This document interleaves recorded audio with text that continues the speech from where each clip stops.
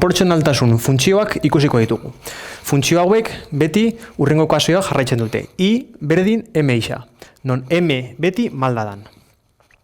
Hurrengo ezagurrak dituzte. Beti funtzio mota hau da proportzionaltasun funtzioak 0,0 puntutik pasatzen da. Hau da, godatu 0,0 puntua jatorria dela beti.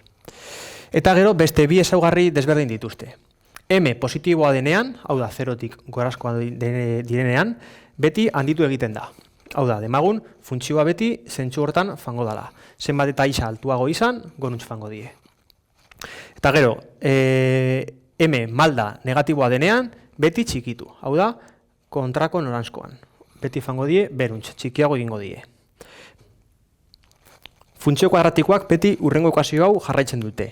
I berdin M isa gehiene. Non M malda izango litzateke eta N ordenatu jatorria. Ordenatu jatorria zer da? I ardatza nun mozten duen esaten digun puntua. Hau da, kasu hontan, I berdin, iru isa minus bost, N zenbakia minus bost izango litzateke, eta bat, bi, iru, lau, bost, puntu hontan moztuko liguke funtzio horrek gure grafika. Angelu antxerako bat dela. Esaten diguna da, funtzioa nondik pasatuko den. Eta angelua bietan bera denez, funtzio hauek paraleloak izan bedie bai edo bai.